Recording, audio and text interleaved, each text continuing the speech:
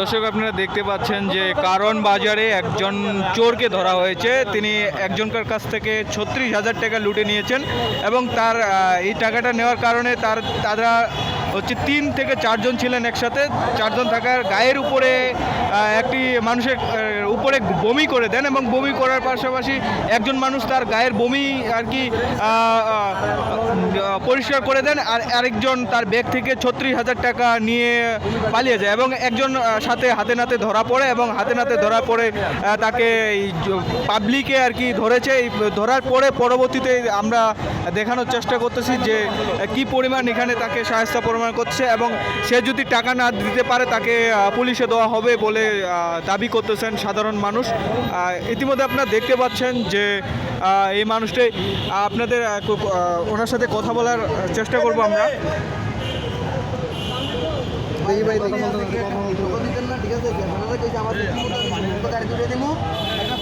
কত টাকা নিছো তুমি? কে নিছে টাকা? কে নিছে টাকা?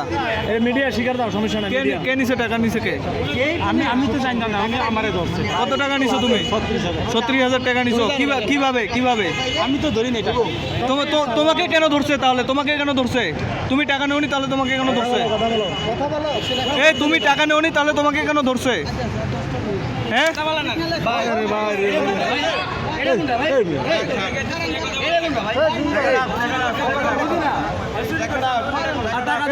সবাই তো মারার লিগে ধরছে নাকি? টাকাটা তো বাইতেছে নাকি?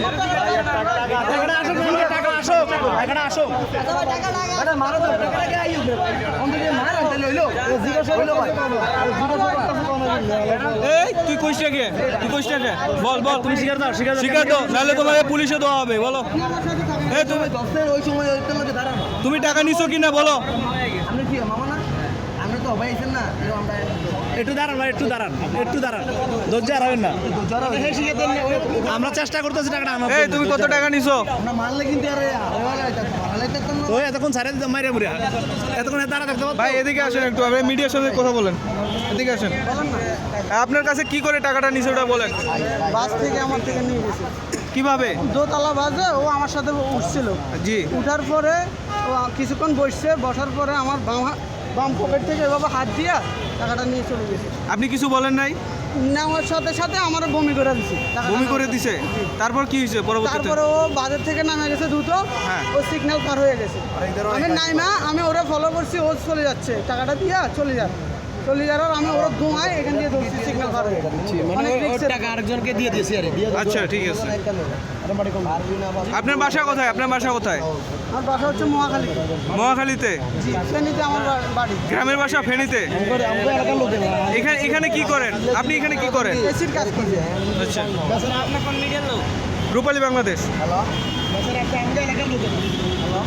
দর্শক আপনারা দেখতে পাচ্ছেন ইতিমধ্যে যে এই চোরটিকে ধরা হয়েছে, সেই চোরটি না স্বীকার যাচ্ছে এখন পর্যন্ত, কিন্তু এনার ৫ থেকে ৬ জন দলবদ্ধ হয়ে গায়ের উপরে বমি করে দেয়। বমি করার পরবর্তীতেই তাকে একজনকে ২ জন টাকা নিয়ে চলে যায় আর একজন হাতে নাতে এসে ধরে এবং পাবলিকের কাছে এখন পর্যন্ত আটক রয়েছে এবং তাকে বলা হচ্ছে যে বিকাশে নাকি টাকা তাকে পাঠানো হবে, তারপরে একে ছাড়ে দেওয়া হবে।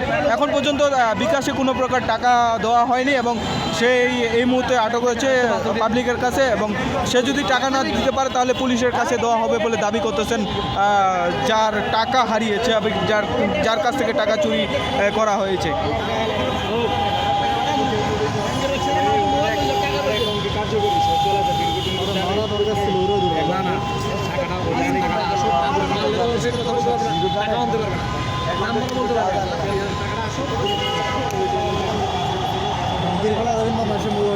দর্শক আপনারা দেখতে পাচ্ছেন এই চোরকে একটু দেখে রাখেন যে এই চোর ইনি হচ্ছে কারণ বাজার থেকে শুরু করে শাহবাগ এবং বাংলা মোটর সব জায়গায় ইনি ঢাকা শহরে চুরি করে বেড়ান এবং দলবদ্ধ হয়ে ইনি চুরি করে বেড়ান এবং সেই চুরি করার এদের পলিটিক্স রয়েছে, নানা দল রয়েছে এবং তারা ৫ থেকে ৬ জন একসাথে দলবদ্ধ হয়ে ছিনতাই করে বাসের মধ্যে এবং ফোন চুরি করে, মানুষের হয়রানি করে এবং হয়রানিমূলক কাজ করে এবং জিম্মি করে টাকা নেয়।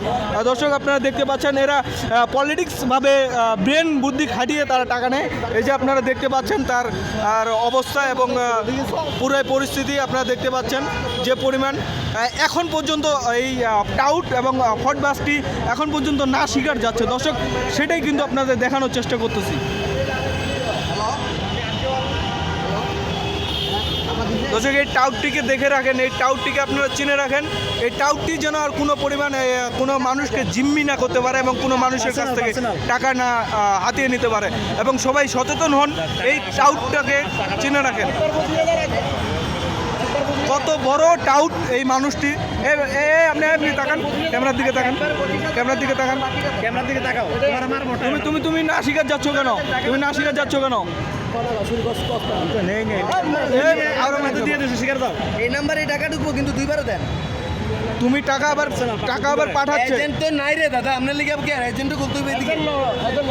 আমি বলি বিকাশে এই দুইবার দেন, টাকাটা একবার দেন 20,000 বা আরেকবার দেন 16,000, 36,000 শেষ। নইলে আমি বিকাশ দোকানে দরকার যান না আছে বিকাশ দোকান